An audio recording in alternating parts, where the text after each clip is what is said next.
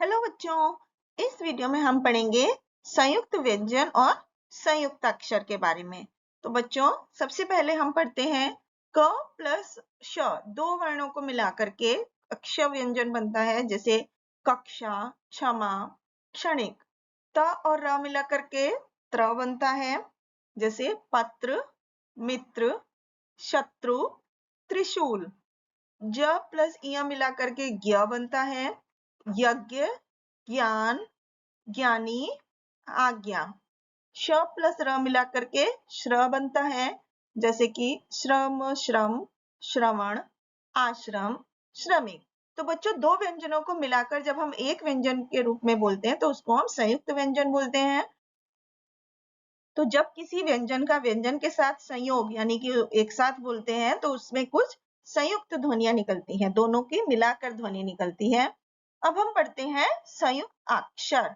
तो बच्चों, जैसे कि क प्लस क, आधा क प्लस पूरा का मिलकर के कक बन गया, तो मक्का, चक्का। इसी तरह आधा च और पूरा च मिलकर के कौन से शब्द बनते हैं, जैसे बच्चा, सच्चा।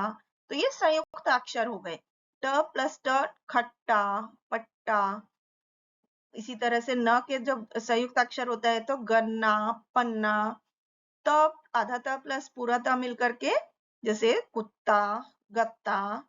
इसी तरह से आधा द और पूरा द मिलकर के गद्दा, मुद्दा। इस तरह के शब्द बनते हैं, जैसे आधा म और पूरा म मिलकर के अम्मा, पम्मी। इसी तरह आधा न और ह मिलकर के नन्हा, कान्हा। च और छ मिलकर के गुच्छा, अच्छा।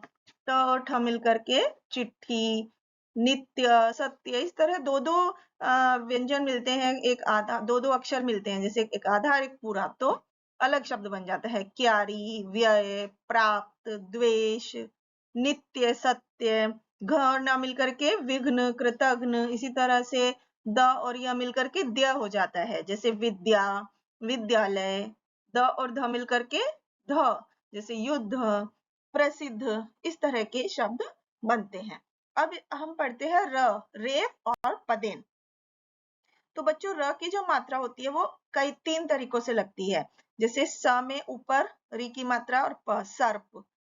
पार्क, क के ऊपर मात्रा लगेगी, गोल वाला र। इसके बाद नीचे डंडा, तिरछा डंडे के रूप में भी र की मात्रा लगती है, जैसे प र भात, प्रभात। ट र इसमें तिकोने की शेप में लगती है, ट र का ट्रक।